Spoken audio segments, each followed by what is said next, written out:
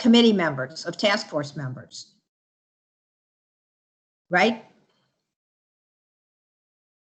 Yes, ma'am. Okay, thank you.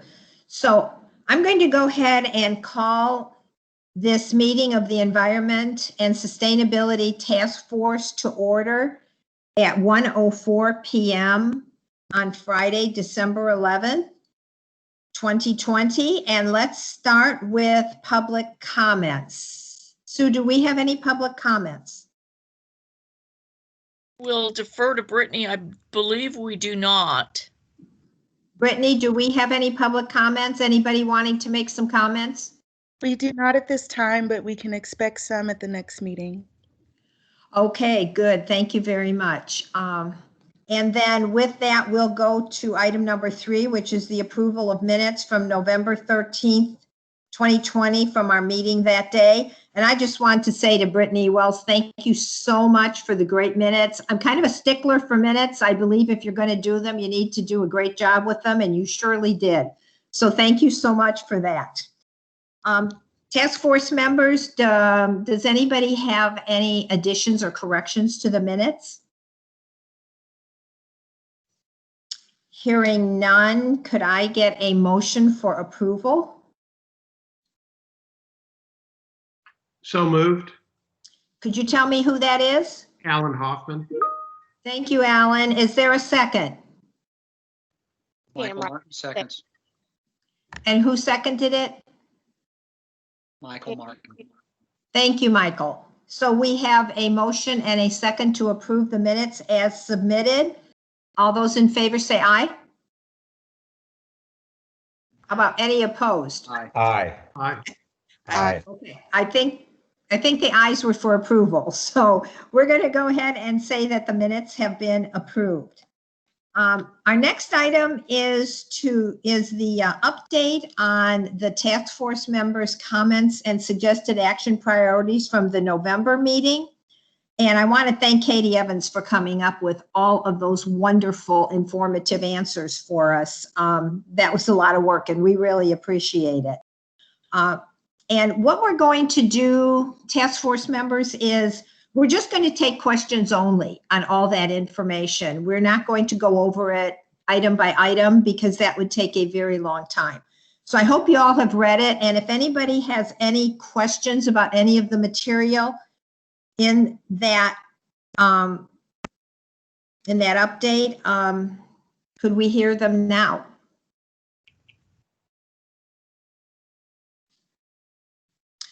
Okay, well, again, Katie, thank you for all that information. It is what the task force members asked for. I did want to mention that on question 8, which was how can money be donated to implementation efforts? I did want to mention, and I know that Jeanette Manier has grants that are available through the Texas Trees Foundation, but also the Dallas Parks Foundation is another opportunity to donate so that trees can be planted, and they work very closely with the Dallas Parks Department to raise money for various efforts in the Park Department. And the Parks Foundation is located on Garland Road, and they have a website that's called info@dallasparksfoundation.org. So that's an opportunity for people to donate for efforts that the Park Department is making in both plantings and recreational items. Ms. So- Grayson, Yeah. just real quick, we spoke with the city attorney's office very briefly on the potential for donating directly or setting up an organization like the Friends of the Park. And the attorney that we spoke with indicated that that would be a 501(c), and it would be external to the city government itself. And I know Tammy's on here and she can probably add to that, but that's what we were told, that it would need to be an external organization.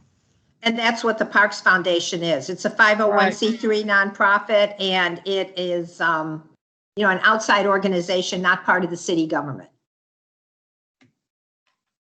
Tammy, was there anything you wanted to add? No, I think that's accurate. Okay. Okay, so let's go to our next item, which is the review of the FY 2021 proposed work plan by CCAP section. And this month, we're doing water resources, which was a very large component of the CCAP. And we have Sarah Standifer and Dennis Qualls, and they're both with Dallas Water Utilities, and they're going to give us a presentation today. And thank you both very much for this. So I'll turn it over to you. Sandy, I'm Thank- sorry, this is Tracy Wallace. I did have a question on one of the, Oh. the debris management Yes. document that was sent out. And I don't know, if this is the appropriate time to ask that question. Yes, yes, it is. Yes, it Because that is. was, yes, it is. Absolutely. Please go ahead. So when the debris is sorted, it has a burnable section. Is there, and it indicates it's done kind of in a trench type setting. Is there any way to do the burning in a way that captures more of the CO2? So that's a great question, Tracy. That plan was written over 10 years ago, and in talking with the Office of Emergency Management and also our Sanitation Services Department, they are in the process of updating it to incorporate more current methods. I don't know that we do that type of burning anymore. And so I would look for an update to that plan within the next year as a part of the local solid waste management plan update. Thank you. Thank you. This is Jeanette. Can I ask a question, Susan? Are they looking at an urban wood waste management plan of any kind? Utilization plan? Yes.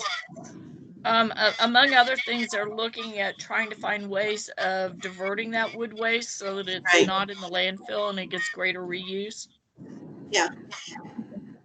These Thank are you. great questions. I think Rita has a question. Yeah, I just wanted to note that I saw the information in which I realized when it's got the old environmental agency on it that it's going to be updated. But, we talk about debris removal, but I hope in this update they are going to mention something about remediation or intentions for rehabbing a site.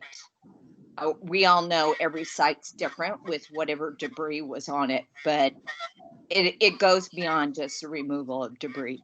So I just wanted to mention it. Noted.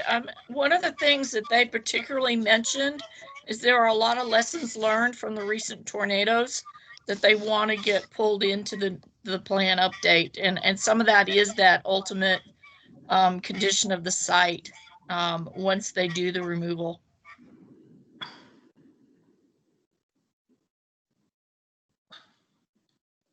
Okay, thank you. Are there any other questions or comments? Okay, hearing none, we're going to go to the presentation from Sarah and Dennis, and please go ahead. Well, thank you. I'm going to let you see my face for just a moment because some of you names I recognize, some of you I don't. So this is me, Dennis Qualls. I'm the Senior Program Manager for water planning in the Dallas Water Utilities.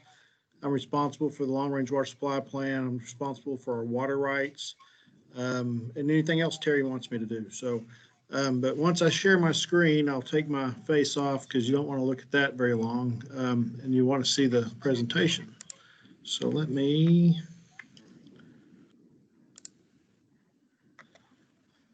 and then now someone will have to tell me whether that's coming through as the presentation or not. Looks good. Yes, Dennis. Okay, and then I'll just also say, let me know if there's an echo or something on my end that you're having trouble hearing me. I can plug in a headset with the boom mic, and that might make it better if you're having trouble with hearing me. But yeah, so I'm going to present, start out, and Sarah's going to take the latter part of this, more of the stormwater section. But just to start off, the purpose is to kind of give an overview of Dallas Water Utilities, discuss our One Water approach, look at get a brief overview of the water action, the action items of the water resources part of the CCAP, and then kind of spend most of the time on providing an update on DWU's activities that relate to those action items. So most of you may know that Dallas Water Utilities was founded in 1881. We've got about we serve about 2.5 million customers for water and wastewater. We've about 300,000 retail customer accounts, or population 2.5 million, but 300,000 customer accounts for water, and then another 300,000 stormwater accounts, both residential and commercial. Our operating budget is about 1.1 billion, and all the fees that we receive, or our funding, is all from fees and revenues. We don't receive any tax dollars. So Dallas has a long history of looking ahead to meet future needs of our customers. In 2000, with record demands, we started changing our business model from just selling water to actually providing water and wastewater service. We ramped water conservation program designed to extend our resources and to use our water supply system more efficiently and effectively. With One Water, the City of Dallas has taken a holistic approach to manage our finite water resources and expanding our definition of providing service to include stormwater. By integrating stormwater management into water and wastewater management, we achieve greater efficiencies in these key areas. So environmental stewardship with healthier watersheds and being more resilient against climate change, social equity through affordable projects providing multiple benefits to all communities, economic prosperity with more reliable water, wastewater, and stormwater systems, and increased efficiency in utility operations. The benefits of a One Water approach, by integrating stormwater management into water and wastewater management, we can increase reliability and resiliency by using stormwater as a resource instead of a waste product. We can better plan, design, and construct infrastructure improvements in a dig once approach, increase sustainability through innovative ideas such as decentralized stormwater storage that can be used for local irrigation, groundwater replenishment, and other uses. Better protect our water resources through integrated source water and watershed protection, and better promote economic development by ensuring a diverse and stable water supply, treatment, and drainage system. Dallas has 7 reservoirs, 6 of them are currently connected. Over 5,000 miles of water mains. We operate 3 water treatment plants, a whole bunch of pump stations and elevated and ground storage tanks. And the value of the infrastructure we have in the ground is estimated to be $3.6 billion worth of infrastructure. In 2019, we treated about 139 billion gallons of water. So I mentioned the 7 reservoirs. So Dallas's regional system utilizes water supplies from the Trinity Basin with 3 core lakes, which are Grapevine Lake. Let me see if I can get my Grapevine Lake, Louisville Lake, and Lake Ray Roberts. And then the other, Dallas only owns 1 water supply reservoir, which is Lake Ray Hubbard, which is also in the Trinity Basin. And then we have 2 reservoirs that we have water supply in the Sabine Basin, which is Lake Fork and Lake Tawakoni. And then 1 reservoir, which we're currently in the process of connecting in the Neches River Basin, which is Lake Palestine.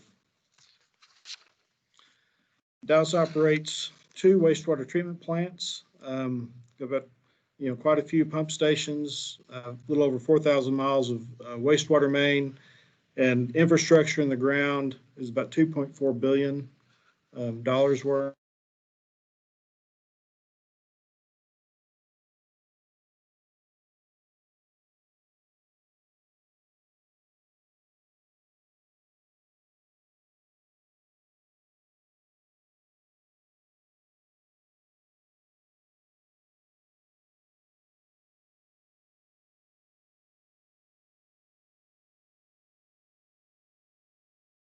Dennis, I think we lost you.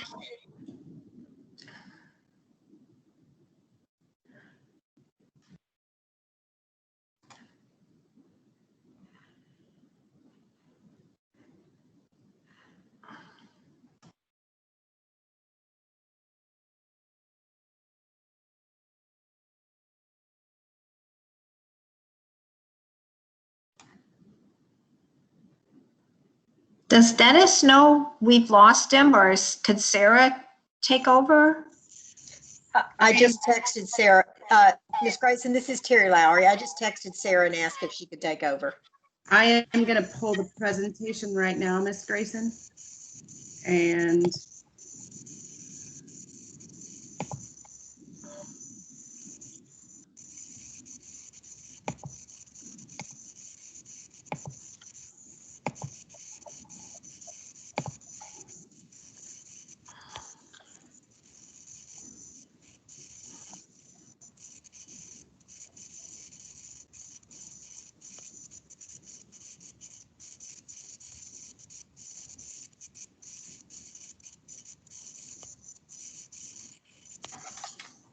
Ms. Grayson, at this point in time, I think that Teams may be overloaded. I will work to continue putting it up, but I can actually go through and give you an overview and we can send the presentation out. Is that okay with you all?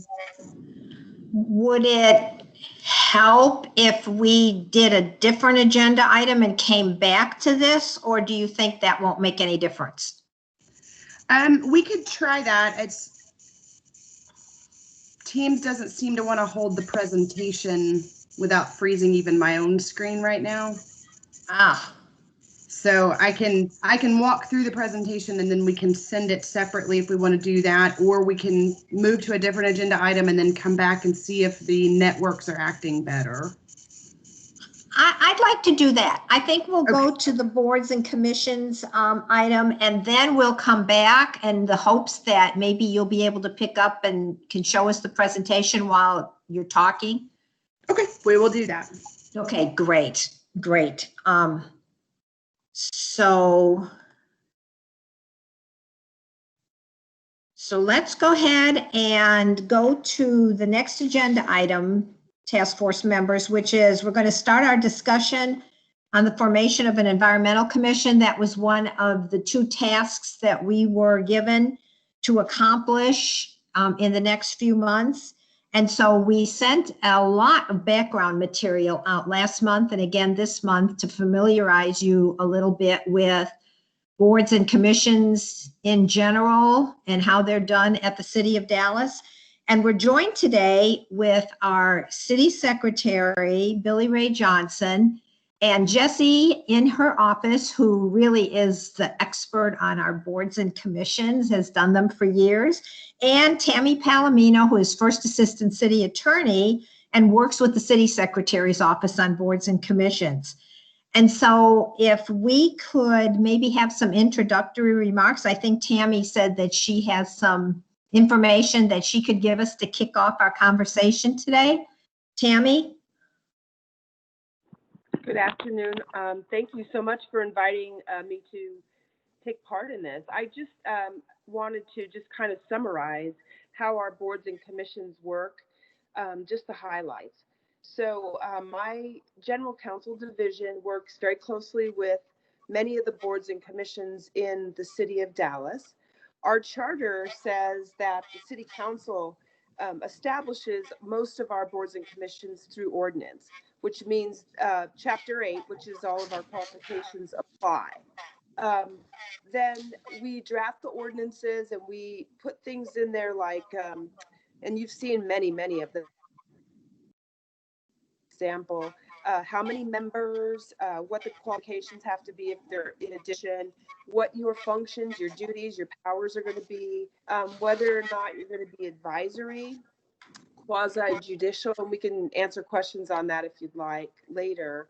And then also, I just wanted to let you know that all of our boards and commissions that are established by Chapter 8 and then some additional boards and commissions are all subject to our Code of Ethics, which is our Chapter 12A ordinance. So it's a lot to digest. And so I just wanted to kind of summarize it very quickly and then just be available. And I think for questions, Billy Ray, correct me if I'm wrong, I think we have about 50 to 55 boards and commissions in the city. Right, 54, 55, yes, about 54 boards, yes. Can you Put hear that me? up here as a resource. No, I can't hear her. Sorry, Tammy, I couldn't hear you, but yes, about 54 boards. Okay. With that, Okay, thank you very much, Tammy, for that introduction. So task force members, we have a number of decisions that we have to make if we're going to make a set of recommendations to the council committee for them to consider what we've recommended. So as Tammy mentioned, there are a number of different kinds of boards and commissions in the city. Some of them are advisory boards. Most of them are advisory boards. And I'll give you an example, like the library board that advises the council on what goes on the library, what they think the priorities ought to be. They weigh in on the budget for the libraries. So that's an advisory board. A quasi-judicial board would be a board like our permit and license appeal board, where their decisions, when they make them, and please correct me, Tammy or Billy Ray or Jesse, if I'm saying something incorrect, but like a quasi-judicial board, like permit and license appeal, their decisions be appealed to a court instead of going to the city council. So that's a quasi-judicial, and boards like the Plan Commission, the City Plan Commission that does zoning and city planning, they have both policy making and quasi-judicial responsibilities. So boards are different throughout the city, and we would have to recommend what we think this new environmental commission should be, which kind of board it should be. Another thing that we have to consider is, and there was some discussion on community meetings were done when the CCAP was out before the public. Should this new commission only work on CCAP, or should it work on other environmental issues also? And I think, for instance, like Shingle Mountain, or say there is an effort in Forward Dallas to reconsider zoning in relation to perhaps uses that are next to industrial zoned properties. That is an issue that will be probably coming up when Forward Dallas plan for the city, that's a planning document. When that comes up for an update, they're probably going to want to look at adjacent uses to industrial districts. Should that sort of thing go to, ordinarily that would go to the City Plan Commission, which deals with zoning. That's a sort of an issue that should go to the Environmental Commission. And so, or maybe it should go to both the Environmental Commission and the City Plan Commission. So that's another consideration, is the scope of work for the new Environmental Commission. How much responsibility should they have, and in what areas? Again, some of the discussion was that they should only be doing the CCAP. They should focus on making sure that the CCAP moves forward and on the various action items, and that those get done.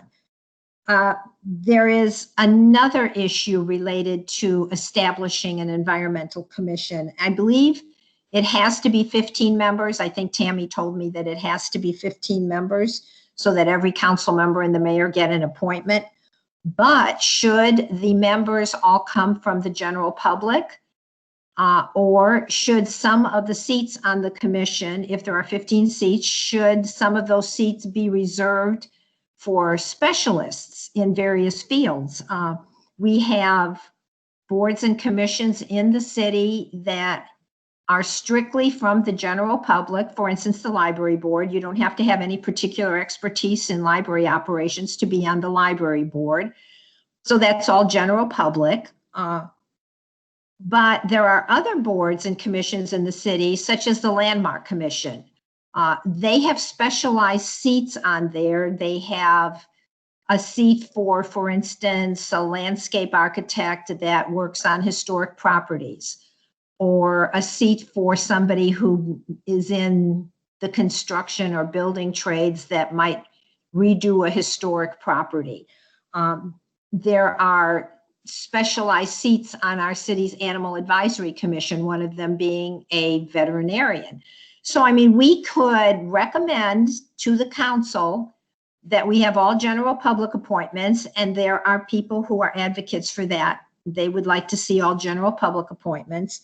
And then there are advocates for people who want to see specialized seats, like different folks that would have expertise in different environmental areas, sort of like the members of this task force. They tried to put folks on here who have expertise in various areas. And so we can make a recommendation and have some discussion on that. Those are just some of the areas that we need to consider and talk through and decide as a task force. And we'll be taking some votes on this as to how we want to make these recommendations. So with that, Billy Ray or Jesse or Tammy, is there anything you want to add to what I've just said? No, I'm good. What about you, Tammy? I think you I just wanted to clarify one thing. The charter does say that a board or commission should equal 15 or more members, but by 3/4 vote of city council, they can go to fewer. But generally speaking, all of our boards and commissions except 2 are 15 members or more. Okay, so it's 15 or more. Okay. Equaling 15 or exceeding the number of members of city council. For instance, Landmark Commission has alternate members. They have 15 plus they have alternates, and the Board of Adjustment has 15, also what they call alternate members. Okay, task force members, was there anything that anybody would like to offer some thoughts on how you might see the commission? Hi, this is Michael Martin. Question is, what's the timing on by when we need to kind of resolve this discussion and make that recommendation? That would be sometime around March that we would need to finalize our recommendations, because then it has to go to the council's Environmental and Sustainability Committee for their discussion. Then it would have to go to the full council. The goal is to have it ready for council members to make appointments to this commission in August and September. And then I guess there is some staff work that needs to occur too to set up the commission. Okay. So we have a few months to discuss this and get our set of recommendations to the council committee. The only other thing to add, this is Michael Martin again, is I'm trying to think of, if there's one that gives us a good model to follow. My input to it at this juncture early is that I think certainly it should yield and include some expertise. The question is, we'd have to identify which particular expertise should be included on this one, and there's our challenge if we go that route, of course. And that's kind of what I was thinking. Which expertises do you put on it, given that we're not sure which issues are going to come forward? And there goes to the question of, should it only deal with the CCAP, or should it also deal with some unknown issue that might come up in the course of their service over 2 years? And maybe we don't have the right experts on in those seats at that time. We could always have a commission that asks for outside expertise to come in and advise them during their meetings on some particular issue. And I think we'd be very successful with that if commission members asked for outside expertise to come in. I think they'd be happy to do it. So that's a challenge, is if you make specialized seats and you fill them, will they have the right expertise on there when these issues come up? So that's something that we would have to consider. Thank you, Michael. Yeah. Anybody else? Or Michael, did you have more? No? Okay. Anybody else have any thoughts? Yes. Maria. Can you hear me? Maria, hello. Yes, Maria Bocalandro from Cedar Valley Campus, Dallas College. I've had experience with both types of committees, but being this climate action committee, I do think it's important to have science in the committee. So having specialty science-based criteria as I think it's very important, because it seems weird in other parts of the world, and I'm from another part of the world. Climate is very associated to science, and for some reason here in the United States, it's become political. So I feel it's very important to have in the committee people that are data-driven and can provide the committee with good, solid scientific information, as well as other stakeholders. I think it has to be diverse, it has to be plural, comprehensive, but if the climate action plan is addressing air quality, land, water quality, we should have, if there's 15, we should have half of them should be associated to the different elements of the environment and sustainability we're addressing. That's my opinion. And thank you, Maria. And so we could, as a task force, make recommendations as to what kind of expertise we think should be on that committee. Okay, good. Thank you. So you would say at least half the seats, 7 or 8 of them, should be specialized seats. I would tell you all that. I would tell you all that sometimes council members have difficulty filling those specialized seats because they don't know the right people to ask. But then they could always check with staff and see if staff would have any recommendations for them. Well, and we could suggest, I mean, I think we could suggest the profile of the person. And I mean, there's plenty of people in universities and private companies, and I would do a mix. I would have some that come from the private and business, and some that come from academics, and some that come from nonprofits. I don't see a problem in finding, 7, 8 candidates that align with the plan, and I would just keep it on the plan.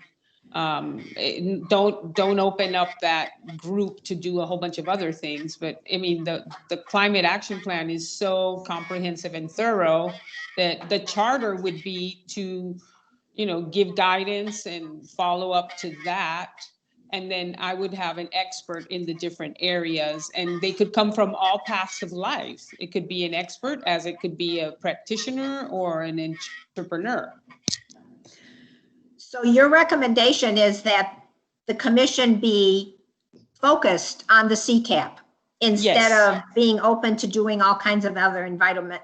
Although there could probably be arguments made that these other issues fit somehow under the CCAP, because the CCAP is very broad and has a lot of areas. I think I actually want to acknowledge and thank the executive branch of the government for doing such a comprehensive plan. And I think that commission would have their hands full just with the implementation of that plan. It could be a special commission, but if you put everything that's environment, everything that's sustainability, it might get diluted. So that's my suggestion. That is true, is that you could have the commission taken up with one issue for meeting after meeting, just to try and get that one issue resolved. So thank you very much for that. That's the sort of input that we're seeking here is, how should the commission be formed? So thank you very much for that. Anyone else would like to weigh in?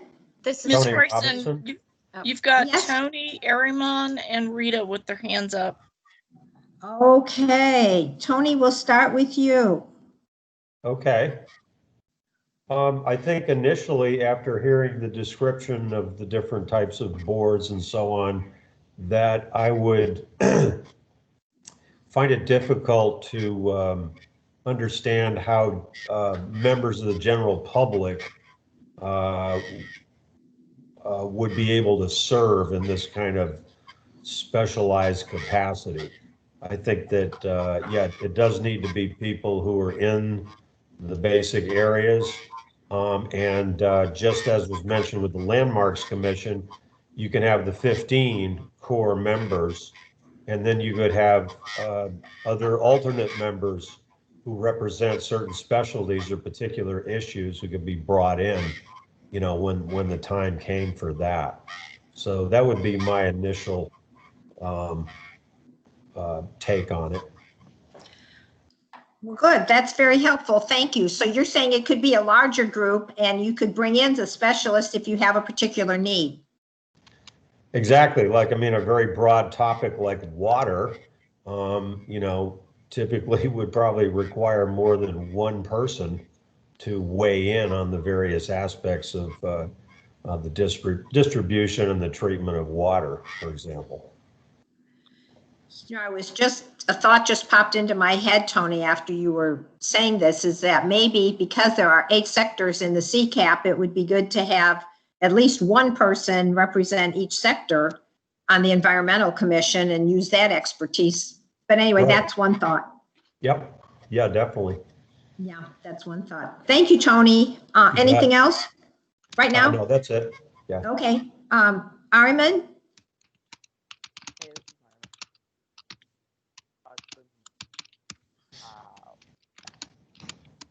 We're seeing Michael. Ariman? Ariman, we can't hear you. This is Katie. Yeah, but don't hear him. Hello? Ariman? Can you hear me? Okay, I see Michael nodding. Okay. Oh, there you are. Okay. Okay. Thanks. Sorry, I had to reset my microphone. So I think 2 thoughts from me. One, I like the idea of bringing in experts on an as needed basis, or like not as, you know, bringing experts based on the topic of conversation.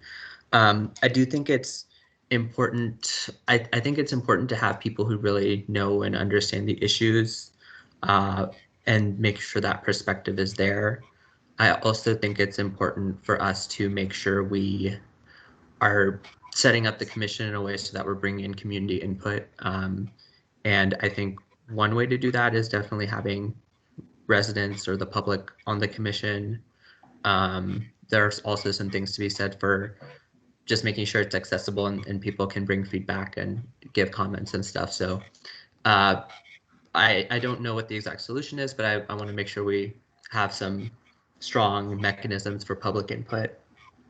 And in terms of whether we focus on CCAP or we focus on outside of CCAP, I feel like I could make an argument. CCAP is very comprehensive, that just about anything would fall under CCAP. And so I'm not sure if what the best way to go here is. I don't think that like a zoning decision should be our, like, I feel like that's a CPC decision, but I also think that the environmental perspective on that decision is important. And so maybe we have the ability to make recommendations or provide a perspective to other boards and commissions as they're making decisions. And I would definitely argue that industrial zoning issues fall under the purview of the CCAP, whether that's through the specific action on the Forward Dallas plan or whether that's under air quality. So yeah, I guess what I'm trying to say is I think there should be the capacity for us to advise or talk about those issues regardless of how it's framed, or whether that's under CCAP or whether that's part of a broader picture. So Ariman, would you be in favor of having some of the seats, and say there's 15 members, or I mean, there could be more, some of them reserved for general public so that they would have an opportunity to serve on the commission? Or, because you said they could also, we'd make sure that there is a mechanism for public input. And there would be. Yeah. That would be part of the board and commission, but that they would actually have seats on the board. I definitely think it's valuable for members of the public to have the capability to vote. Yeah, and like I said, my mind isn't 100% made up, but that's I think members of the public should have some voting ability on the board, is at least my starting point. Well, I mean, yeah, we're just throwing out thoughts right now. We're not narrowing them down. We just want to hear from everybody as to kind of what their perspective is in this first discussion. Later on, we'll have to make some more decisions. But I mean, we could make a requirement that you have to have some sort of environmental background to sit on there, rather than just, for instance, be a major donor to a council member's campaign. And you have had no environmental or interest whatsoever up to that point. So, I mean, we could make a qualification that there has to be something in your background to have shown some sort of interest or knowledge related to environmental issues, or we could not. I mean, that's one of the things we'll have to decide in our set of recommendations. Yeah, and Cindy, I'm glad you said that, because when I was thinking a member of the public, I'm thinking of, like, I'm part of West Dallas One. I'm thinking someone from West Dallas One who's representing our neighborhood in these conversations. I'm not thinking a donor who, like, doesn't have an interest in these issues. So I think there is something to be said for making sure that it's someone who's bringing the perspective of their neighbors who are affected by these issues to the board. Right, because I mean, we have boards and commissions where the only qualifications are that you live in the city of Dallas and you're current on your taxes. So I mean, you know, that opens it up to anybody and everybody, and there's nothing wrong with that, because people want to serve, and we should give them an opportunity. But do we want to let that be on this board or commission, or do we want to make it more specialized so that we have people sitting at the table that have some background in this? So thank you, Armin. Yeah, thank you so much. Rita is next.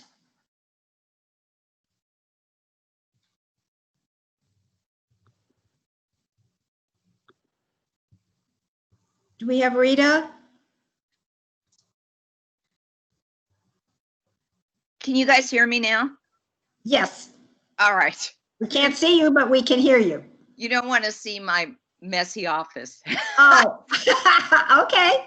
But anyway, I'm making a laundry list while we talk. So let me just say this. I too think there should be experts on this committee. And if it needs to go beyond 15, I'd rather have experts than a lack of experts. For instance, experts often also know where grant money is. Take COG, for instance, that works on transportation. They sometimes administer funds for TCEQ, and experts can not only bring knowledge, but they can also identify potential grant funds the CCAP Commission could go after. When I think of energy efficiency, you know, granted, I'm glad we have some builders on this committee, but somebody from USGBC would be another asset when you're discussing energy efficiency and things like that. Rita, excuse me, USGBC is? US Green Building Council. Oh, thank you. Maybe you all knew that, but I didn't. Thank you. So those kind of experts, and some that might even work like COG does on regional planning where they do transportation, I think would be an asset because they can also identify funds. As far as handling issues for Dallas other than the CCAP, I know most of us in the environmental community want these goals accelerated. And I think focusing only on CCAP is important because you had brought up Shingle Mountain before.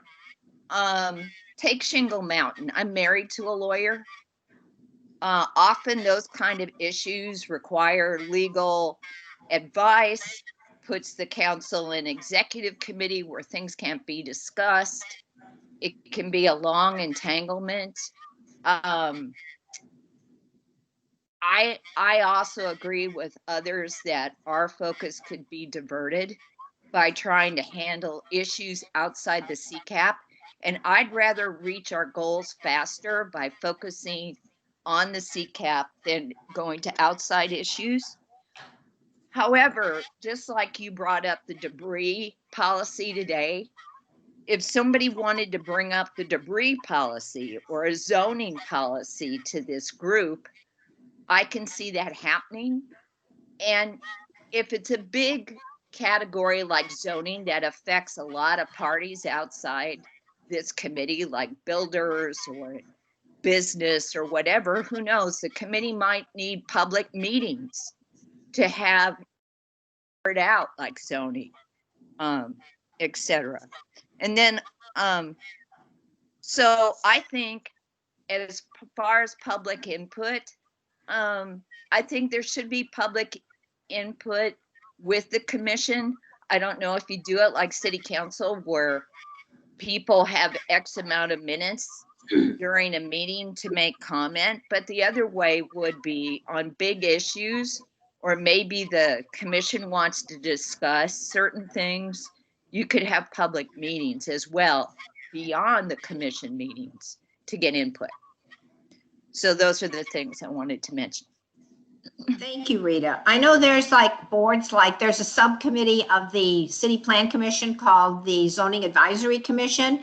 And when they take up an issue, sometimes if it's that there's a lot of public interest in it, they public input at one of their meetings. And I do believe they try to give people 2 or 3 minutes. Generally, if you have a lot of people that want to speak, you kind of have to limit the time. So, right. But they do make an opportunity for the public to weigh in. And I think that is of interest to a number of task force members, is that the public does have some sort of opportunity to weigh in.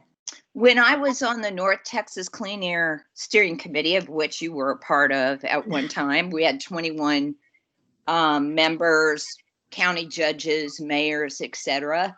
We had subcommittee groups on there, like we had the cement kiln committee that dealt with hazardous waste incinerators that make cement. And they would report back. We also had a comment period at those meetings where the public could raise issues during those meetings. So that's what comes to mind. I will say that that committee being 21 people, I think when you get beyond 20 some people, meetings can become unwieldy. But I do think you could go beyond 15 if you need to. Well, it may be that we go beyond 15 depending on the issue, or, you know, and I think that might have been the thought when that came up, was that depending on what issues being considered, you could add folks, but they wouldn't necessarily always be there. And that's another decision that we can make. So thank you, Rita. Anything else? No? Okay, Alan, I think you're up next. Hi. Hi. I think that the citizen input's important, but I'm wondering how other commissions handle it. And I think you answered part of the question that I had with regard to how public input's made on these commissions. There's a big task at hand with the CPAC, and it seems like there's going to be a lot of concentrated effort. And as far as the members of this board, I think they should be qualified with regard to their experience in dealing and also involvement in the environmental issue, as well as the task and matters at hand at the dealing with the city. So there's going to be a legislative outcome, I'm sure, from the recommendations by this commission and also actions that are taken. So I think we're going to have people that are going to be willing to be able to serve in a capacity and be qualified so that they can address the issues of the CPAC. So that they can speak knowledgeably on the issues. Yes, otherwise, without that, it's gonna really slow the progress down. Okay, thank you. And you know, another thing that we might have to consider is, do we want to recommend that this commission meet once a month, twice a month? Different boards and commissions, many of the advisory boards meet once a month. Some boards and commissions, like say the City Plan Commission, meet every week. So it depends on the volume of work, but we could make a recommendation and perhaps we could see how heavy a workload this commission would have. Mhm. But okay, thank you, Alan. Anything else? Thank you. Thank you.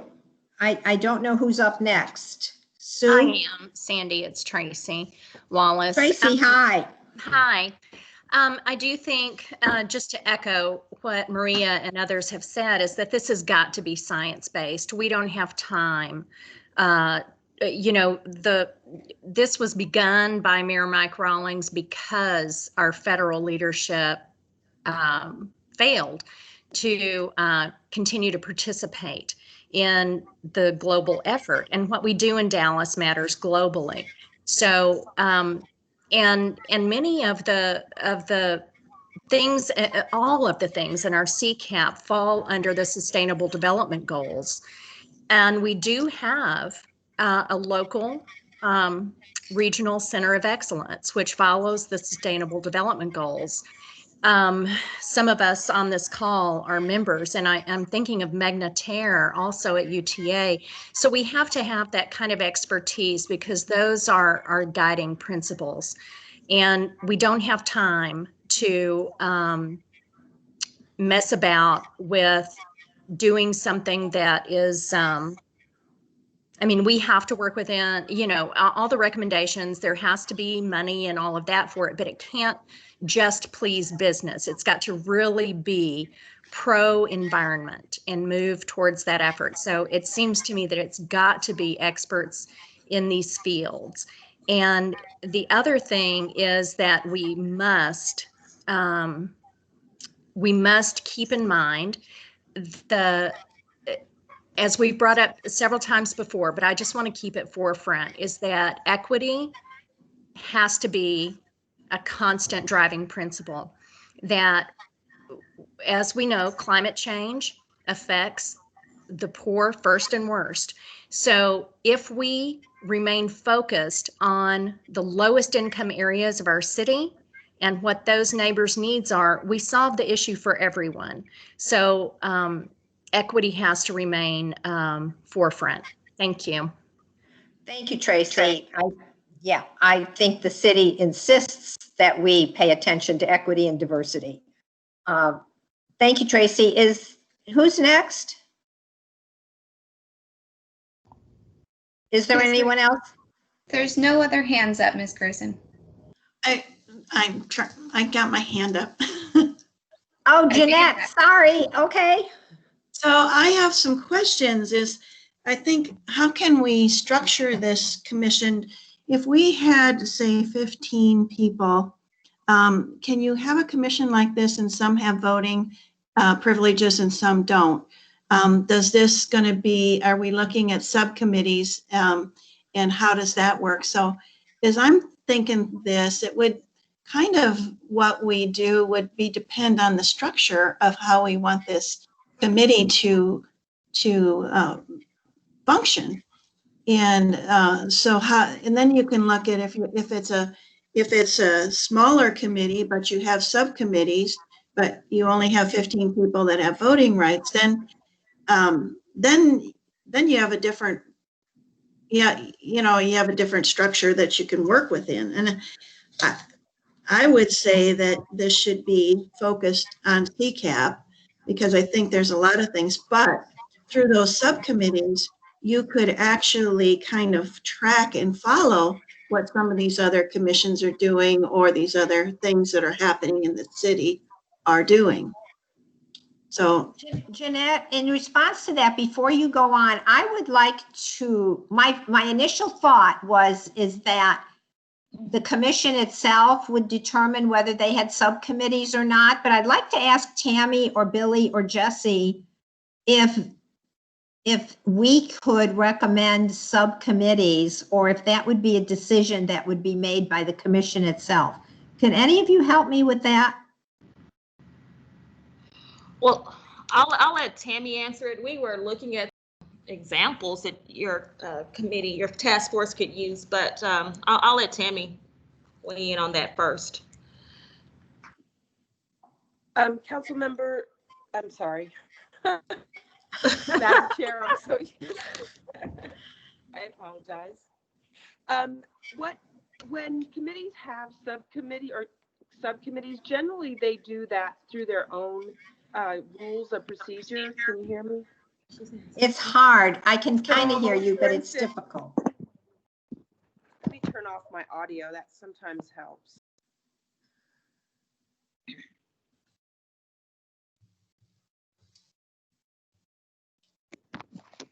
So for instance, the city council would set out the parameters for and the committee could create their own rules of procedure. That's how the City Plan Commission has established their subcommittees. That's also how the Landmark establishes theirs. And some of our other larger boards and commissions also establish theirs. So once the committee is created by council, then the committee creates their own rules of procedure and establishes if that makes sense. Okay, so the existing pattern for that is that the commission would be set up and they would make through their own decisions about whether they'd want to have subcommittees and what kind of subcommittees. Correct. Correct. Okay. So we might be able to recommend force that we establish a commission that does have subcommittees, but generally that's not our decision to make. It's their decision to make, if I understand you correctly, Tammy. Well, no, it would be the established board or commission's decision to make on subcommittees. Okay. All right. Okay. Thank you, Tammy. Jeanette, did you have more? No, I was just, that makes a difference then if we can't set up subcommittees or we intend to have subcommittees after the commission. That means that we would need to have more members at the front end of this. If that was our intention. If that was our intention, is that we would want them to create subcommittees, we'd need a, larger commission. Yeah, that's what I'm thinking. If I could just go, if I could maybe explain a little further. Some of these subcommittees, I'm going to use the City Plan Commission as an example. They have subcommittee members that are appointed by the chair of the committee. And so they're not necessarily a member of the committee themselves, but a member of the sub, if that helps. So Tammy, like the Zoning Ordinance Advisory Committee, I thought that those members were appointed by the chair of the Plan Commission, but are they appointed by the chair of the committee? Of ZOEC? No, they're appointed, you're correct. They're appointed by the chair of the Plan Commission. Of the Plan Commission. And they're not all members of the Plan Commission. I think there's a couple of Plan Commission members, and then there's other residents or other appointees that are not commission members. That's right. correct. At least that's how they did it when I was on there back when dinosaurs roamed. But anyway, so, okay, thank you. Thank you for the clarification. That would be, I think Jeanette is thinking that we could get more expertise. Correct me if I'm wrong, Jeanette, but we could get more expertise if we had more members. But it would be, from what Tammy's saying, up to the commission themselves to decide that they want to create subcommittees, and then the chair of that commission would fill the roles with folks for those subcommittees. Hopefully, they would choose people that have expertise in that area. So, okay. Jeanette, did you want to add anything? No, that's it. I just had those questions because I thought it made a difference on how we move forward. Well, it would. It helps inform our decision making and to the number of members that we would recommend putting on this committee or commission. Is there anyone else who would like to weigh in? Well, this won't be the end of the discussion. This is the very beginning, and it gives us a lot of places and different things to consider as we move into our next meeting in January, we will be talking about this again and hopefully starting to hone down what our set of recommendations will be. But as you can see, we have a lot of possibilities here. One thing that I did get from virtually everybody who weighed in was that you think that there ought to be expertise on this committee. And I'm hearing a lot of you say that you believe it ought to focus on the CCAP, which is vast and which takes in a whole lot just to begin with. So that is what I've gleaned, that there should be expertise on the committee and they should focus on the CCAP, but that there should also be plenty of opportunities for public input and perhaps some seats on the commission for those folks to have a say-so right on the commission themselves. Because I mean, there's a difference between serving on the commission and getting a vote and then having an opportunity for public input, which gives you that opportunity to address the commission, but doesn't give you actual voting power. So we'll take all that into consideration. And then please be thinking some more on this for our next meeting when we take this issue up again, and we'll start to hone things down. Thank you all very much. And let's go back to the water resources presentation. I don't know if Sarah and Dennis were able to get their presentation back up. I think we've instead of using the PowerPoint, I think we've gone to a PDF, which made it smaller, and hopefully it won't bog the system down. So it's my understanding, I was at, let me get it called back up here. It's my understanding, I lost all of you at the wastewater slide. So that. Correct me if I'm wrong. I can go back further, just whatever you want to do. So no, this is where we lost you, Dennis. Okay. Well, okay. Hopefully, and my apologies, and hopefully you won't lose me. We just talked about the water system and its assets, so now we're moving on to the wastewater assets. You know, wastewater, we've got 2 wastewater treatment plants, 15 pump stations, over 4,000 miles of wastewater main. The in the ground assets are about $2.4 billion, and we treated 72 billion gallons of wastewater this past year. Let me see. Now, a little over 2 years ago, Dallas Water Utilities and Trinity Watershed Management merged into Dallas's One Water Utility, and they brought with them 8 stormwater pump stations. The photo on the left is of the Able pump station, which is a newly constructed, award-winning Able pump station, which has been in service for a little less than a year and has a capacity of 1.2 billion gallons per day. So that's about 20% of the capacity of our pump stations. About 2,000 miles of stormwater or storm sewers, 30 miles of levees, and a 39,000 acres of floodplain. Now our budget, I mentioned earlier, we had a $1.1 billion budget. At approximately 1/3 of the city's overall budget, DWU is funded solely through water, wastewater, and stormwater fees.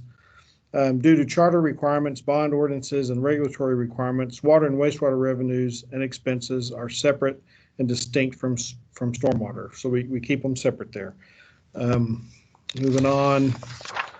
Now this really gets into the part that I deal with quite a bit, but the long-range water supply planning, in the 50s, there was the drought of record, and still for this area is the drought of the 50s. And at that time, the city of Dallas was close to running out of water. We laid pipe on the ground from Lake Texoma and brought water in. It was a pretty trying time.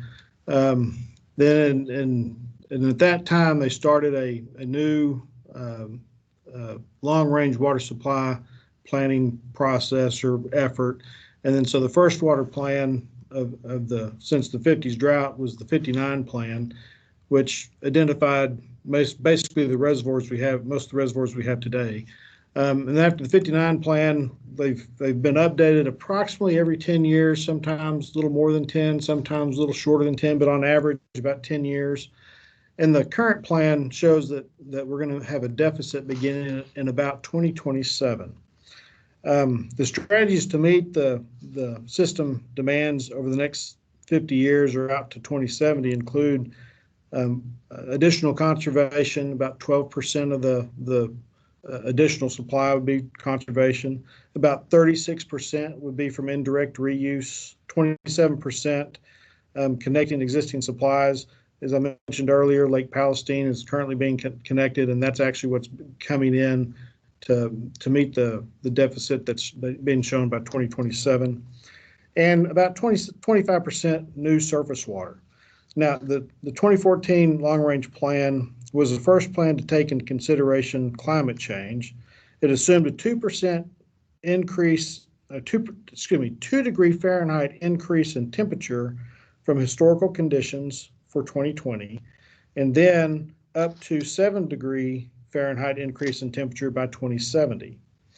Now, the increased there's increased evaporation as a result from the increased temperature, and then our projections, that would result in about a 13% reduction in yield.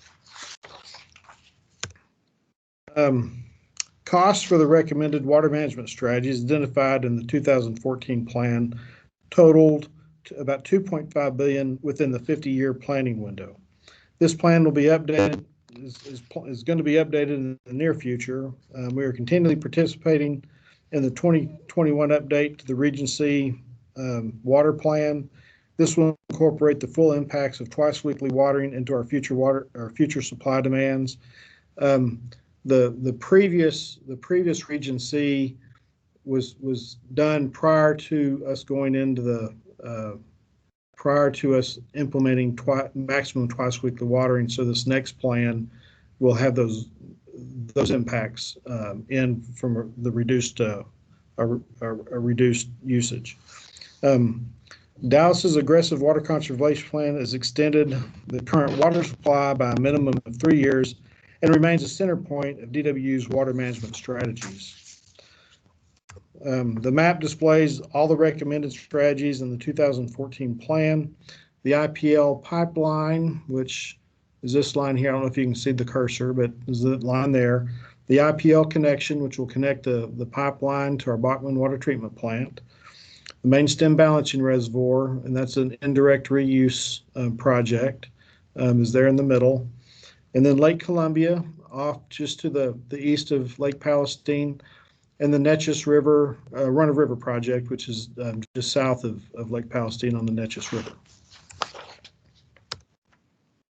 So according to the CCAP, the challenges we face for extreme heat and more frequent and severe storms. By 2050, Dallas is likely to experience a 5 degree Fahrenheit increase in mean temperatures during summer months, with climate models predicting a decrease in overall annual precipitation and an increase in the frequency and intensity and length of severe droughts. As I mentioned earlier, Dallas will have a reduction in water supply yield due to the effects of increased temperature. The good news is, based on the long-range water supply plan, Dallas's water conservation efforts, if maintained, will reduce demand to make up for the projected loss in supply. Dallas leads the country in best management practices that address long and short-term water resource strategies. DWU participates in a number of technical, industry, and policy organizations that strive for better resource management that are cost-effective and sensitive to human, social, and environmental incentives, such as the organizations such as the Water Resource Foundation, American Water Works Association, Water Environment Federation, Water Reuse Association, Association of State Floodplain Management, and many others. We participate in TCEQ, or Texas Commission on Environmental Quality Initiatives for water, wastewater, and stormwater management.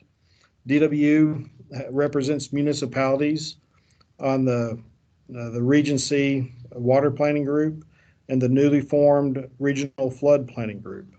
Staff participates in leadership roles in almost every regional, state, and national organization, and we participate routinely in regional water, wastewater, and stormwater studies, projects, and initiatives. The CCAP identified targets for water resources actions, which are water conservation, indirect water reuse, impaired water body reduction, and greenhouse gas emissions from treatment facilities. And I'm sure that all of you are familiar with the plan, which I meant to say that earlier, but you're all familiar with the plan. But these are the actions related to water resources, dealing with water conservation, leak detection, water-wise landscaping, protecting and monitoring water quality, emerging contaminants, community rating systems, drainage infrastructure projects, comprehensive storm drainage system assessment, drought contingency plans, emergency planning, blue-green infrastructure, tree canopy. So looking back at one of the targets was reuse. And so just kind of wanted to talk a little bit before I kind of go into a couple of the reuse projects that we're currently doing about what the definitions of direct reuse and indirect reuse.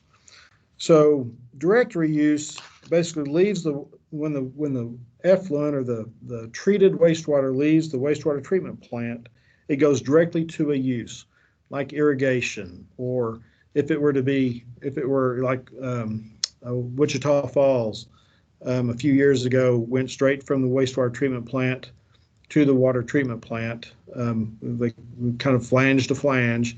There was some extra treatment on both sides of that, and they did that because of the drought at that time. Or indirect reuse, where wastewater is discharged into surface water, such as a river, stream, reservoir, or into groundwater prior to being pumped back out and used. So those are kind of setting the stage for the two different types of reuse. So we're currently we have the Cedar Crest pipeline, which was built in 2005 from the Central Wastewater Treatment Plant, and it serves the Cedar Crest Golf Course. And then in 2014, that line was extended up to the Stevens Park Golf Course. And so in 2020, we delivered and used about 22 million gallons of recycled water at those two golf courses. You know, we're continually looking for opportunities to expand our direct reuse system. And so if those come along, we'll take those into consideration and see if we can either, extend this line or do other projects with Southside or in other areas.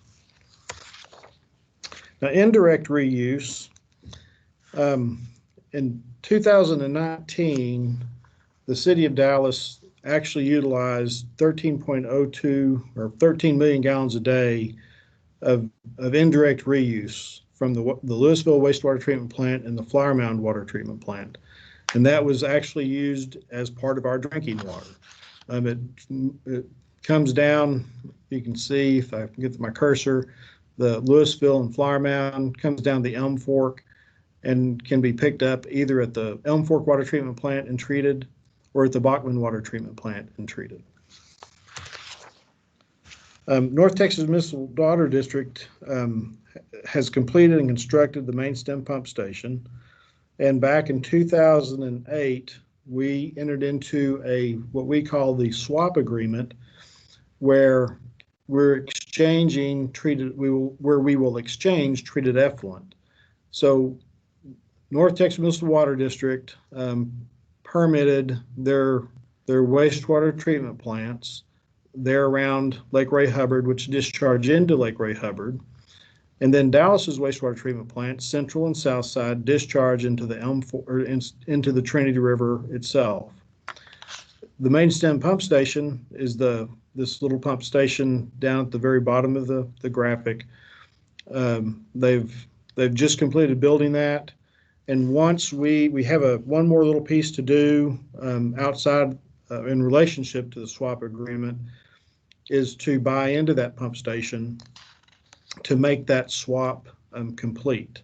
And once we've done that, then we will stop releasing the effluent that's coming from their wastewater treatment plants at Lake Ray Hubbard and use that for ourselves, and they will pick up the same amount, a like amount, at the main stem pump station from our wastewater discharges. And that's about 30 MGD is what's it could go up from there, but that's what's always been estimated. Water conservation is a critical component in our long-range water supply and future planning. As demands through conservation are lowered, the need to develop future supplies and associated infrastructure is reduced. As an example, between the 2005 Long-Range Water Supply Plan and the 2014 Long-Range Water Supply Plan, demand reduced on average over the 50-year planning horizon by about 23%, the result of which was the removal of a reservoir project from the Long-Range Water Supply Plan during the planning horizon. Now, with that said, water conservation will not alleviate the need for new supplies altogether. It helps, but it doesn't make those all go away. Dallas's wholesale treated and wholesale untreated water contracts contain language requiring our customers to have water conservation and drought contingency plans as part of our initiative to encourage regional conservation.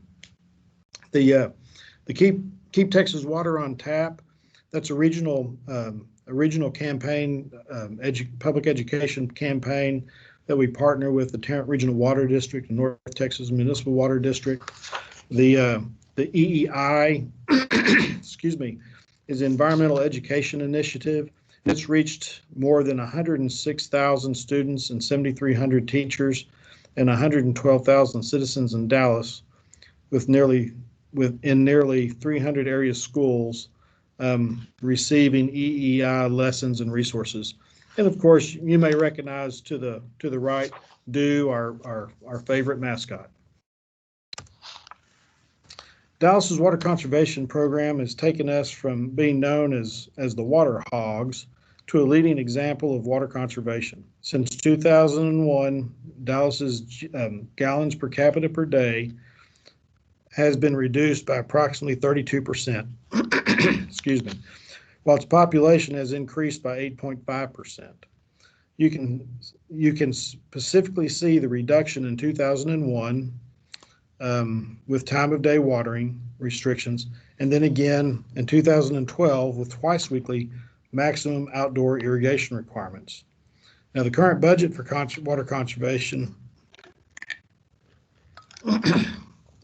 excuse me, I had to, excuse me, is about 4.2 million. And, you know, the Water Conservation Division is currently located in the Office of Environmental Quality and Sustainability, and we reimburse them, DWU reimburses their budget. Now, leak detection program has a goal to survey the entire water system every two and a half years and to improve its integrity by identifying weaknesses in water pipelines before breaks develop. And so the map that you see for the water detection to the left, that's the last 5 years, I believe. And so you can kind of see the teams work on different areas, and they go make the circuit around the entire city about every 2.5 years. Part of the robust capital program includes a 10-year planning that aids in the major main replacements, while the annual operating budget includes point repairs and minor replacements in order to reduce water loss in the system. DWU has a distribution system water loss of 5.5%, which is below the national average of 16%. And so there you have our main replacements and our main repairs also in these maps. Again, these are five-year pictures of when those occur and how those occur. DWU, oh, I'm sorry. Now, the WaterWise Landscape Tour. The Landscape Tour began in 1995 and celebrated its 25th anniversary. The original goal of the tour was to showcase real-life examples of how to use WaterWise principles to produce a Texas tough, drought-tolerant, and beautiful landscape. Now, in 2019, this goal was expanded to go beyond primarily aesthetics and include foodscaping, composting, additional water conservation practices like drip irrigation, and the use of permeable surfaces. In 2020, due to COVID, the tour was performed as a virtual tour. The link can be found on the SaveDallasWater.com website. It's a fantastic thing. You can go, you look at, I can't remember now how many, there's like 12 or 15 landscapes with lots of pictures and different parts of the landscape. So if you get a chance, please go and take a look at that. Take the tour. The Water Conservation Division has licensed irrigators that perform irrigation system evaluations free to Dallas residents. And we also offer weekly watering advice where residents can sign up for weekly watering advice for their specific addresses based on real-time weather information from the weather station network throughout North Texas. DWU monitors and collects 4,500 samples per month, or over 4,500 samples per month in the city's distribution system for water quality. DWU's watershed protection team collects at 42 sites in Dallas's 7 reservoirs and along the Elm Fork of the Trinity. There are 32 parameters tested in each sample, with additional parameters analyzed during specific times of the year. We also cooperate in water quality testing with TCEQ and the USGS. A drought contingency, the state requires that drought contingency plans be updated every 5 years. The most recent plan was updated in 2019, while the next state required update will be 2024. However, if things change in our water supply or different things change, we can update that plan anytime that we need to, and we can submit that to the state. Although every 5 years, even if we were to submit one next year, we would still have to submit one in 2024, which is the 5-year cycle. As mentioned earlier, our wholesale service contracts require customers to have drought contingency plans with like measures. This means that their measures do not have to be identical to ours, but have to produce the same amount of savings during a drought. As you can see in the map of Texas, Dallas County is currently in a moderate drought, and that was the drought monitor that came out yesterday. Now, to keep it kind of simple for me, for water supply, anytime that our water supply storage water supply storage drops below 100% full, that's the trigger for me that a drought starts. Now, what we do is we look at that, the lines that you see on the graph to the right are different projections. We have 101 years of hydrologic data that we run through a model, and you could either see 101 different squiggly lines there, which doesn't help anybody a whole lot, or we've kind of tried to simplify it to look at different percentiles to kind of see kind of what that range is of where we might be. Right now, we're probably, based on current weather patterns and everything that we're looking at, we're probably at that 50 percentile. So we'll go up and down a little bit. And if we see some changes like the El Nino getting stronger and whatnot, we might shift down to some of those lower graphs or lower projections. We do a lot of planning throughout the city and throughout the utility. So, several of these are in terms of emergency action plans, local mitigation action plan, which is a document that analyzes the city of Dallas vulnerability to hazards, both natural and technical, and lessen their impacts based on assumptions that each of the hazards will occur at least once within the next 10 years. The emergency operations plan, and these are citywide that have each department in the city contribute to, address the roles and responsibilities of government organizations and provide a link to local, state, federal, and private organizations and resources that may be activated to address disasters and emergencies in the city of Dallas. And the continuity of operations plan, which provides planning and program guidance for implementing the city's continuity plan and programs to ensure the city is capable of conducting its essential mission and functions under all threats and conditions.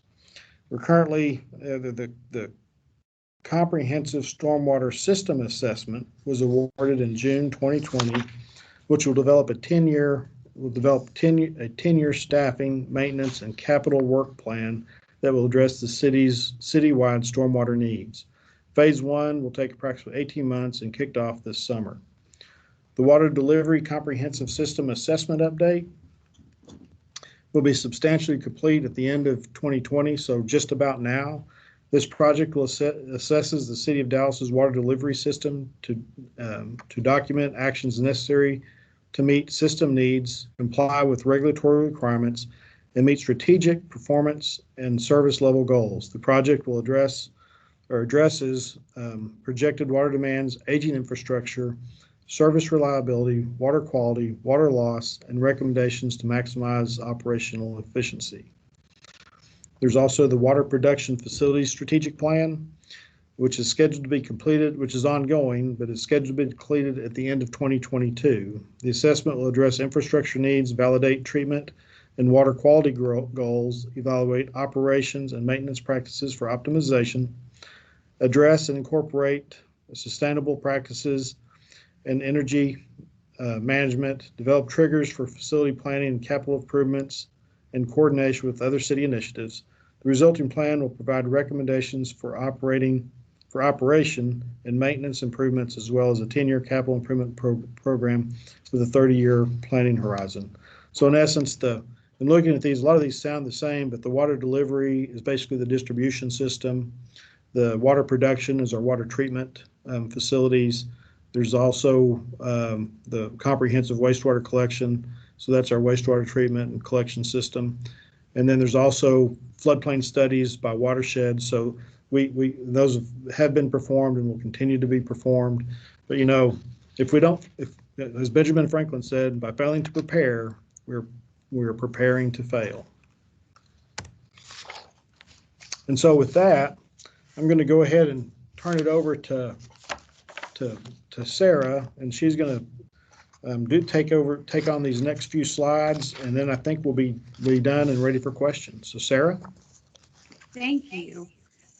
So one of the things that Dennis hit on throughout the presentation is that there's a routine and a rhythm and a lot of regulatory compliance through the water, wastewater, and stormwater system. The comprehensive storm drainage assessment that is referenced within the CCAP is an initiative for us to begin to line the entire program and the entire system as a utility into what we like to call a go-forward plan. So as we look across the country, different stormwater utilities and different municipalities and counties and flood control districts may each have a piece of a plan that we want to grow to. And so within these measures and metrics over the next 12 to 36 months, we'll begin to have kind of the book that guides us and grows us throughout time. We can answer more comprehensive questions about it later if you'd like. Dennis, if you will kind of move to the next slide.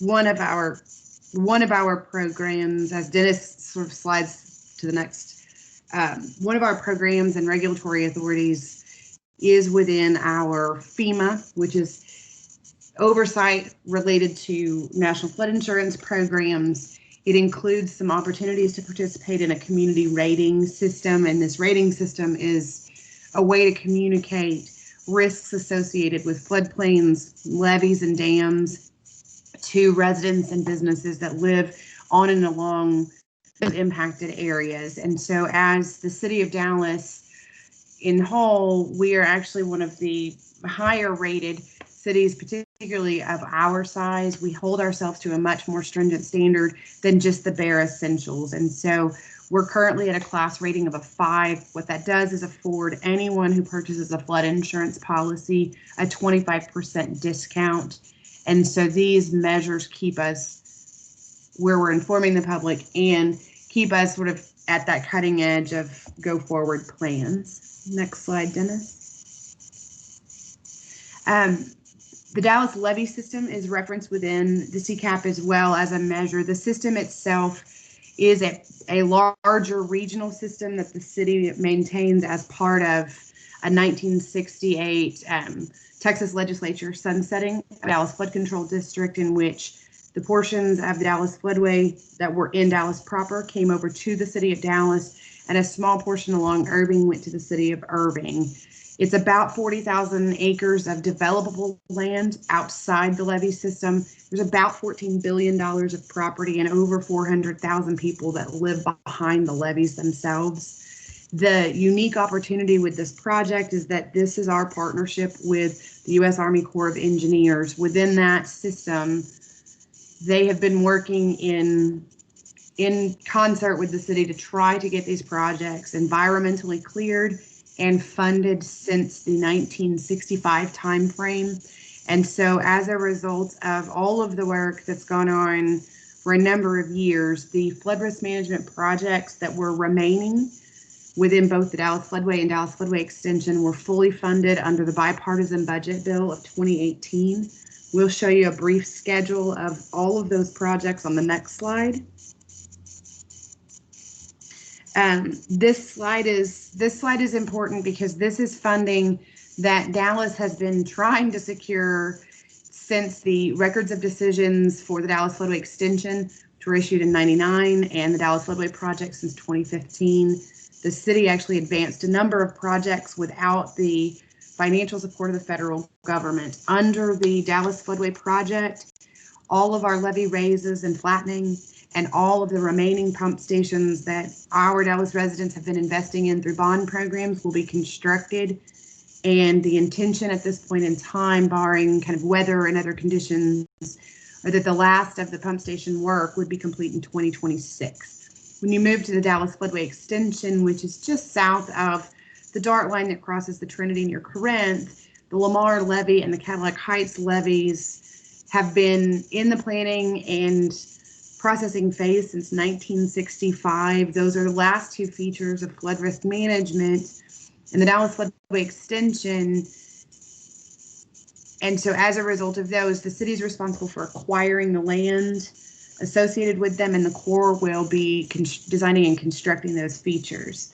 Depending upon acquisition strategies as well as sort of weather, the last of the levees are scheduled right now to be complete in 2025. This will remove the neighborhoods adjacent to the Lamar alignment and Cadillac Heights levee from the floodplain.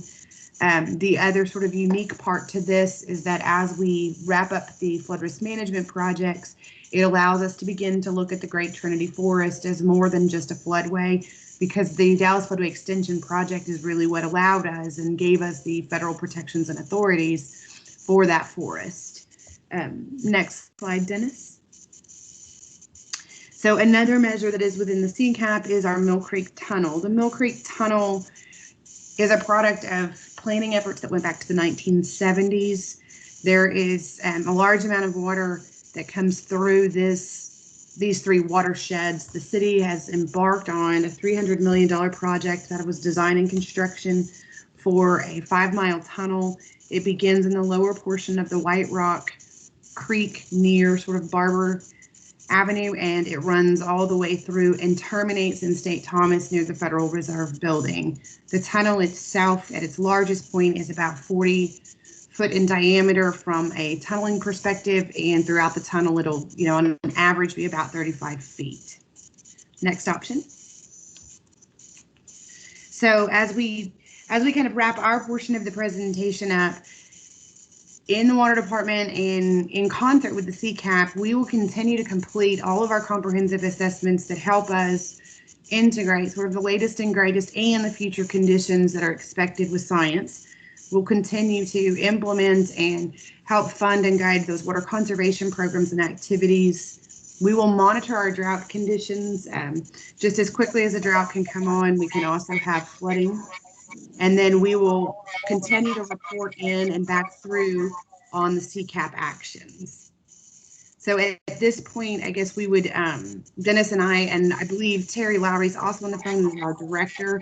Between the three of us, we will take your questions. Well, let me say thank you so much to Dennis and Sarah for that. I think you can see how vast DWU is as a department and how many areas they are responsible for. Lots of planning, but lots of success. The conservation program has been a spectacular success.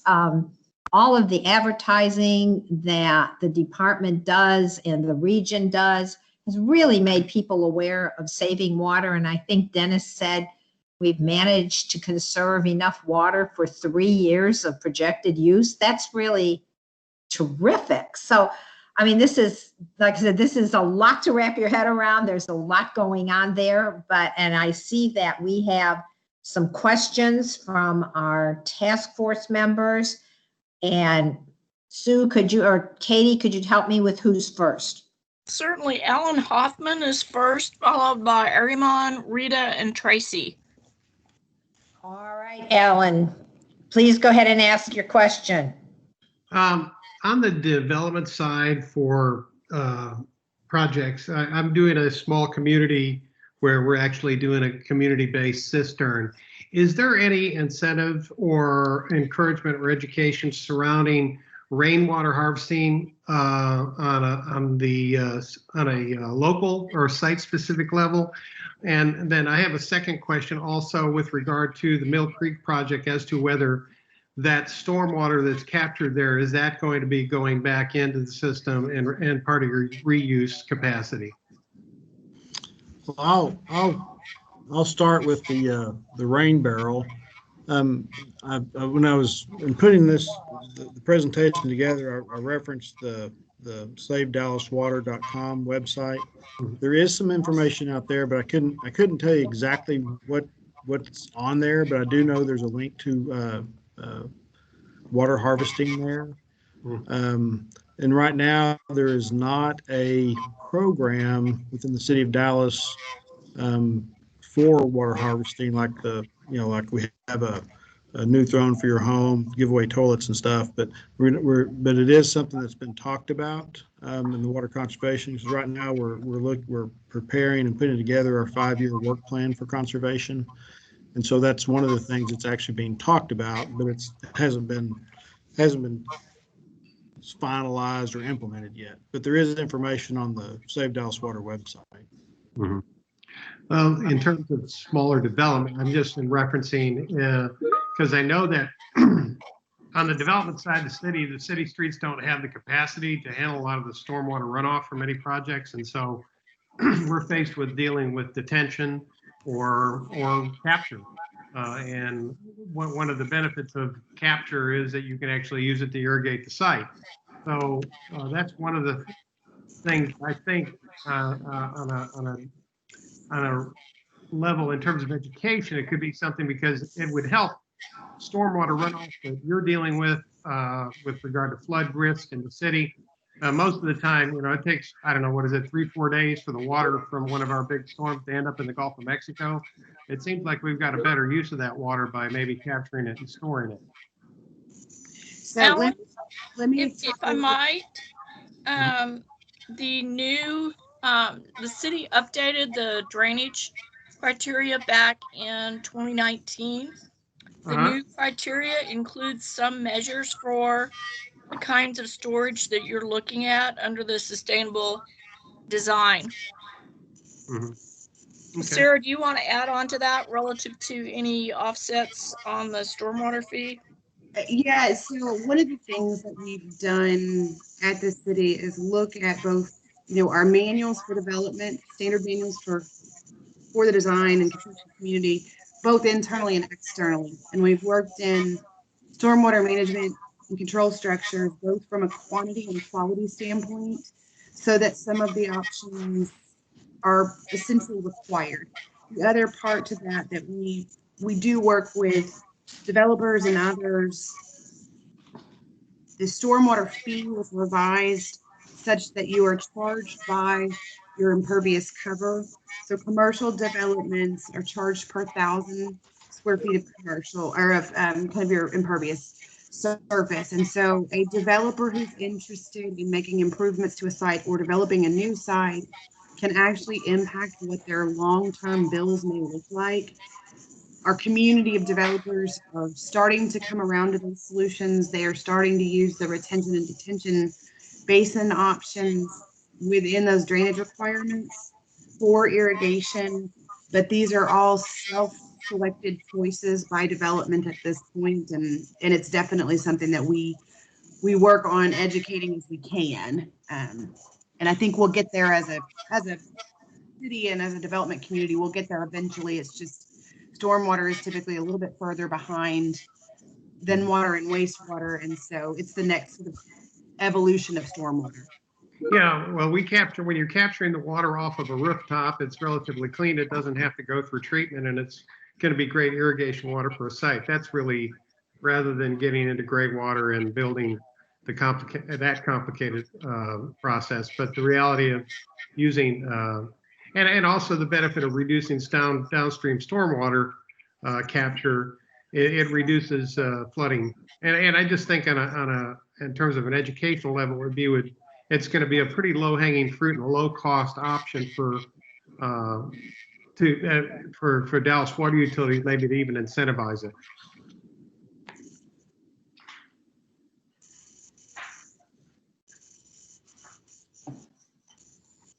Okay, Alan, are you done? Do you have more? Just a question about the Mill Creek. Is it going to be are they capturing that water and reusing it? No, at this time, it is not being recaptured and reused. It is being diverted to the Trinity on the southern end through White Rock Creek. Okay, thank you. Thank you, Alan. Armin? Hey, thank you so much, Dennis and Sarah, for the presentation. I wanted to ask, I think, Dennis, you mentioned in the long-range water supply plan, I might have that name wrong, one of the effects of climate change was greater evaporation. And one of the things I wanted to ask about is, in that plan, do you also consider the extremes of drought and storms and making sure that the water infrastructure that we have, so to speak, is able to handle the highest highs and the lowest lows of rainfall in the long term as well? Well, so for the long-range water supply plan, that is a drought-based plan. So what we look at is, in trying to determine our needs for the future in terms of supply, what are we going to need to make it through a repeat of the drought of record? So it's kind of the worst case scenario. So the long-range water supply plan doesn't particularly look at the stormwater side, the storm side, other than as we're doing planning and looking at some new reservoir projects or something like that, about how to size them in terms of the plan itself. But for the drought side, yes, that's all. The hydrology is based on the drought hydrology, and so that's exactly what we're trying to do. We just don't look at the storm side because, well, heck, if we had lots of water, we wouldn't. So, but that's more in what Sarah's looking at in this comprehensive plan, is looking at the stormwater and the floods and the high flows. Okay, great. That's helpful. I guess I would wonder if, with the climate changing, we're likely to what is the chance that we start to see droughts that are worse than the drought of record? And I don't know what the answer to that is, but if as that possibility grows, I hope that we would be able to consider larger droughts as part of that planning. Yeah, I totally agree with you. That's one of the reasons why we added the climate change, the increase in temperature, because with that basically looks at our supply and says there could be a drought worse than a drought of record. And so when we look at that, there's a couple of different ways we could have looked at it. We could have actually said, okay, let's add a couple of years of the 50s drought onto our hydrology to make it longer and that sort of thing. And we do that internally. We just don't do that for the long range plan. But with the increased temperature in our model, that it kind of does that for us. So we are looking at scenarios which would be worse than the drought of weather. But so that's how we planned this last time. And then as we move forward for our next plan, when that occurs, we will be able to look at it in a little bit more detail and look at that, because in 2012, I believe, when we started that, there are still some questions about what we should be using in terms of temperature and precipitation. And we chose just to look at temperature at this time because the information that we were looking at didn't have a good estimate of what the Dallas area would be in terms of increased precipitation or decreased precipitation. The things that we're hearing now is it may be some decrease in precipitation or about the same precipitation, but it will come in a different way. It'll come more intense in shorter periods than maybe some of these longer rains. So that's some more stuff that we'll, in the next plan, we'll take into consideration and look into. Awesome. That's exactly what I was hoping to hear. I think that's wonderful. Okay, thank you. I also wanted to just give you all a chance to, if there are some things on the permeable pavement that you think we could help with as a committee or policies that you think might be helpful, would love to just hear your perspective or thoughts on that. Oh, we're always interested in input. That's something that our water conservation group has worked on through the WaterWise planning or the WaterWise tour. I'm not as familiar with that, but that's something that I can pass on, and we can kind of look in that too a little bit more. Now, Sarah may have some information in terms of runoff and drainage in the terms of permeable pavement. But that I'll just kind of defer to her at this point for stormwater. Yeah, so I think one of the things, and we could do an offline sort of conversation about it, because I know we're getting close to y'all's end time. One of the biggest issues that I really think is out there is how we treat large sites and how we can encourage people to use different surface treatments. And that takes a much bigger initiative, right? And so I'd be happy to talk with you offline and go through some ideas that are in manuals and some things that we've done to make it a little bit easier for people, and then ways that it might make a difference within your neighborhood. Wonderful, thanks. Yeah, I'll try to follow up maybe sometime in the new year. I'd love to learn a little bit more about that. That's all I have. Thanks. Thank you, Armin. Rita is next.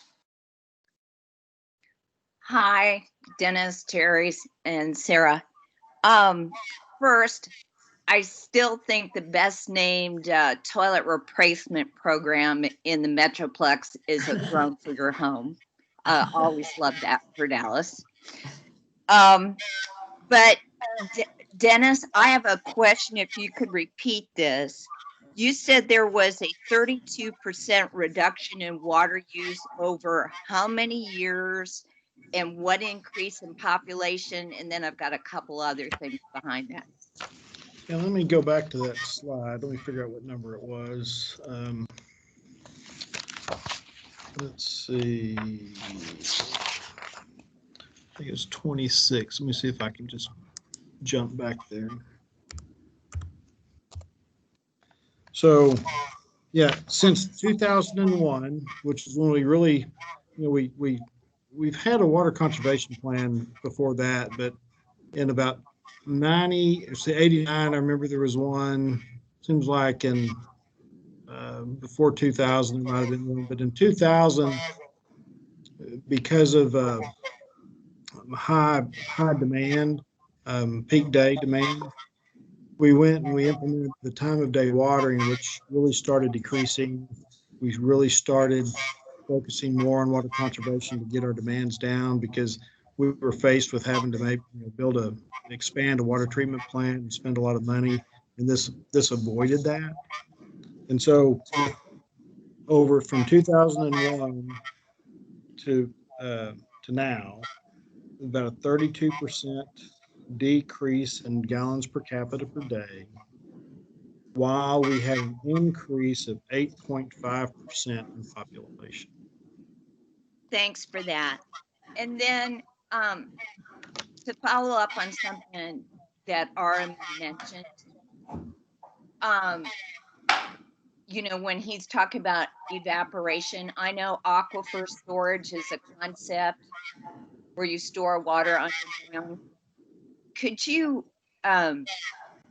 describe that a little bit? And is Dallas looking at that Yeah, for I'd be happy to read it. future water supply? Yeah. The aquifer storage and recovery, what you do is you could either take your treated water, treated wastewater, storm water, take that and then pump that down into an aquifer.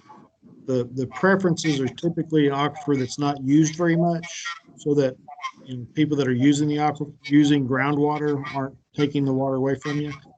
But what that does is it creates a bubble, if you will, in the aquifer of water. And a lot of times they're in more brackish groundwater, saline water, because that's where people aren't going to pump from. And that creates that bubble, and you can pull that fresh water out when you need it. Back when we were starting the long-range water supply plan, we weren't looking at that in a lot of detail. It's something that we knew about. Some laws changed here in Texas after we started, after the plan, that made it a little bit more attractive with what you could, the type of treatment you had to do to put it in the ground. Because I believe it was before you pretty much had to treat it to drinking water standard to put it into the ground. Now it's not quite that, so it's a little bit more attractive, if you will. We are looking at trying to write out a scope of work where we could kind of look at it in a couple of little areas. Tarrant Regional Water District, they have recently, in partnership with the Trinity River Authority, are doing a pilot project, and so we're going to be the beneficiaries of what they learn before we go out there. But I would say in our next long-range water supply plan, if not before, we will start looking at aquifer storage and recovery as a possibility, because you're absolutely right. We're losing a lot of water through evaporation. You don't lose quite as much through aquifer storage and recovery, but you have to keep in mind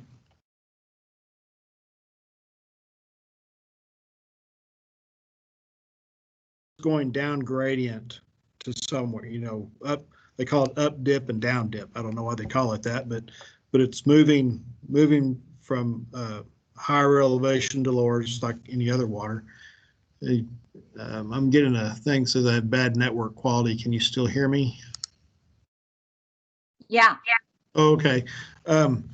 So that water, even though you put it in there, is moving. Now in groundwater, in aquifers, sometimes that's kind of almost in geologic time, and in some aquifers it's pretty quick. Maybe moving, centimeters per year. It could move feet per year, or even if you looked like aquifers like the Edwards Aquifer, which we don't have any of those quite around here, it can move, probably miles per year. So that's all part of that, what you look at and what you have to determine and take into consideration and looking at projects like this. So again, we're starting kind of trying to look at what a scope might be for that, to look at that. But yes, I'm very interested in that as a possibility. Great, because I know some other cities are doing it, and I think it's a better alternative than building reservoirs, like you said, that have evaporation. And then the last thing I wanted to ask was this. I noticed in our targets that we're looking at a 1% decrease in annual water consumption. I believe that's pretty much the standard that the Texas Water Development Board's request of cities throughout Texas.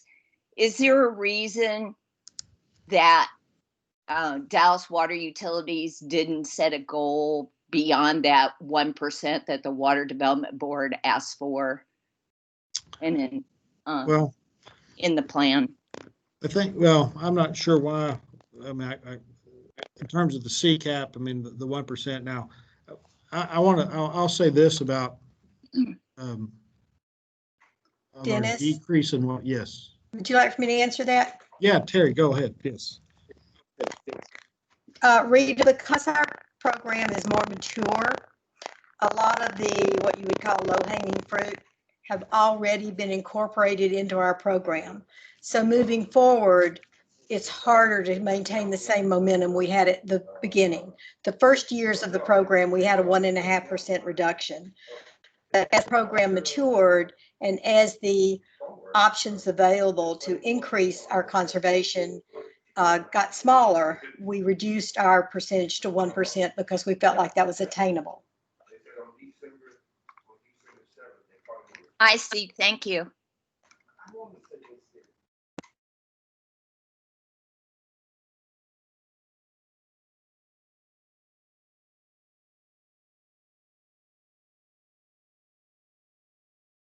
Rita, I think that you were done.